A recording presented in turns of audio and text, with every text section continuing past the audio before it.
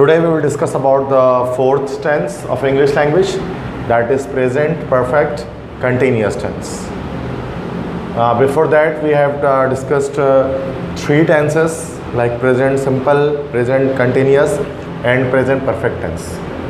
So today the lecture is about the fourth tense of present, that is present perfect continuous tense or present perfect progressive tense.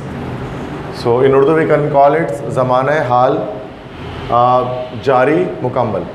That is usage क्या है इसका, इस्तेमाल क्या है, क्यों इस्तेमाल करते हैं इस टेंस को. It shows an action which was started in the past from a given time and the action is happening in the present. ये tense present perfect continuous tense बताता है एक ऐसे एक्शन के बारे में, कैसे काम के बारे में जो माजी में, पास्ट में किसी ख़ास वक्त से शुरू हुआ, माजी में किसी ख़ास वक्त से स्टार्ट हुआ और वो एक्शन वो अब तक कंटिन्यू है, वो अब तक जारी है, वो एक्शन अब तक हो रहा है. ठीक है. सो लाइक अगर हम इस को अगर हम टाइम लाइन डायग्राम में अगर हम ड्रॉ करें इस एक्शन को,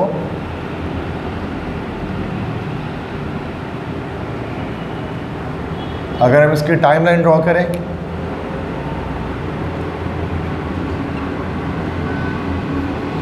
सो this is the past here, this is future and यहाँ इस वक्त हम मौजूद है, दिस इज़ प्रेजेंट.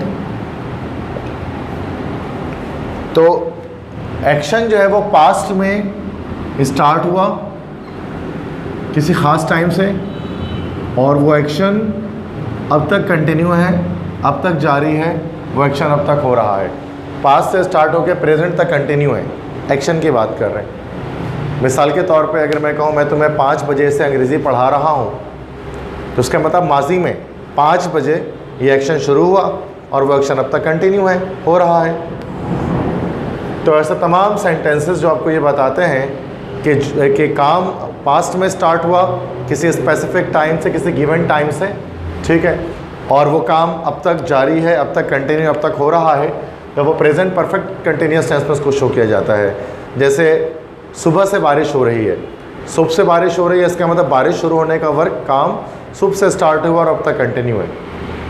आइडेंटिफिकेशन क्या है, शनाख्त क्या है, कैसे पहचानेंगे उसको जुमले में कि प्रेजेंट परफेक्ट कंटिन्यूअस टेंस इस तरह के जुमलों के आखिर में जो है वो किसी वक्त के साथ, किसी टाइम के साथ रहा है, रही है, रहे हैं, इस तरह के वर्ड्स आते हैं.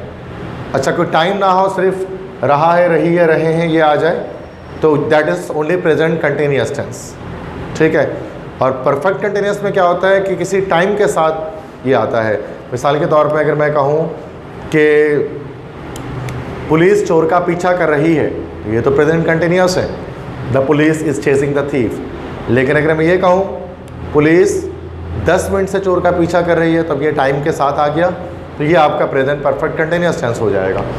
इसका स्ट्रक्चर कैसा होता है, इसका फॉर्मूला क्या होता है भाई, तो अफर्मेटिव में सब्जेक्ट के साथ हैज़ बीन और हैव बीन को एज अ हेल्पिंग वर्ब इस्तेमाल करते हैं. सो ये कंप्लीट हैज़ हैव के साथ ये पूरा been, this is your helping verb hair.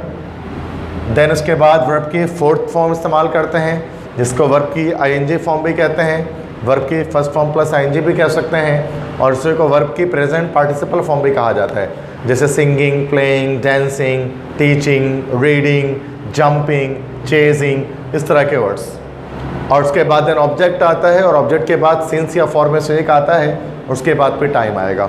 Since और फॉर का यूजेज मैंने आपको प्रेजेंट परफेक्ट टेंस में बता दिया है लास्ट क्लास में. नेगेटिव के अंदर क्या होगा कि आप हैज़ और हैव के साथ नॉट लगाकर फिर बीन लगाएंगे, हैज़ नॉट बीन और हैव नॉट बीन, इस तरह से हेल्पिंग वर्ब ये आपका चेंज हो जाएगा.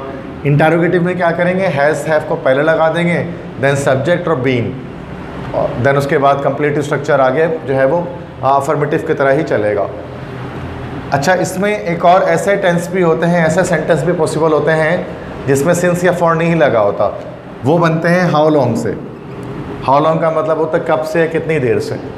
तो जब ये सवाल पूछा जाएगा कितनी देर से कोई काम हो रहा है, तो जाहिर सी बात है कि उसके अंदर सिंस या फॉर जैसे वर्ड्स नहीं आएंगे, तो वो हाउ लॉन्ग से स्टार्ट होगा, देन हैज़ हैव के साथ सब्जेक्ट, देन बीन, वर्ब की एनजे फॉर्म और ऑब्जेक्ट पे ख़त्म हो जाएगा. जैसे तुम कितनी देर से मेरे इंतज़ार कर रहे हो, तो how long have you been waiting for me, इसमें सिंस या फॉर नहीं लगेगा. हेल्पिंग ऑफ यूजेज याद रखें, जिसके साथ हैज़ लगता है उसी के साथ हैज़ बीन लगेगा, जिसके साथ हैव लगता है उसके साथ हैव बीन लगेगा।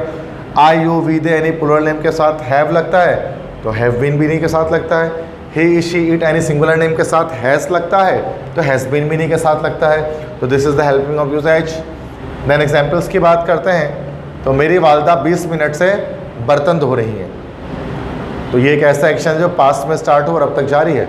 तो सबसे पहले तो सब्जेक्ट डूअर ऑफ एक्शन, तो एक्शन काम कौन कर रहा है भाई, मेरी वालदा, तो माई मदर। फिर उसके बाद हैज़ बीन हैव बीन, अब माई मदर एक सिंगुलर है तो सूरत में माई मदर हैज़ बीन। उसके बाद वर्ब के एनजी फॉर्म बर्तन धोना, तो धोना किसे, दैट इज़ वॉश, उसके एनजी फॉर्म हो जाएगी washing. My mother has been washing. अच्छा क्या धो रही हैं, रिसीवर ऑफ एक्शन क्या है भाई, बर्तन। तो ये सब्जेक्ट हो गया आपके पास, this is the helping verb, this is the verb and this is the object. तो my mother has been washing dishes. उसके बाद सिंस या फॉर में से एक लगेगा। अब चूँकि 20 मिनट है, आपको मैंने बताया था 20 मिनट या मिनटों से पहले मिनट्स लिखे हो तो उनसे पहले फॉर लगाते हैं, तो फॉर 20 मिनट्स। लेकिन अगर लिखा होता गुज़िश्ता 20 मिनट से तो ये हो जाएगा सिंस लास्ट 20 मिनट्स। तो गुज़िश्ता जब आ जाता हो तो सिंस कर लेते हैं। इस तरह से तुम कब से ट्रेन का इंतज़ार कर रहे हो, ये हाउ लॉन्ग वाली यूजेज है। तो how long, then has have के साथ हैज़ हैव लगेगा, तो हैव लग गया। You been waiting for the train, waiting के साथ हमेशा फॉर आता है। ये आपका ये फॉर, ये सिंस या फॉर वाला फॉर नहीं है, ये वेटिंग के साथ जो फ्रेजल वर्ब है ये वो आ रहा है, ठीक है, फॉर। नाउ मैं तुम्हें 5 बजे से अंग्रेज़ी पढ़ा रहा हूँ, तो अब सेम यहाँ पर सब्जेक्ट यहाँ मैं हो गया, ठीक है, और पढ़ाने का काम हो रहा है, दिस इज़ द वर्ब, और अंग्रेज़ी पढ़ा रहा हूँ ये ऑब्जेक्ट हो गया, और ये आपके पास क्या आ गया, कोई टाइम आ गया 5 बजे से।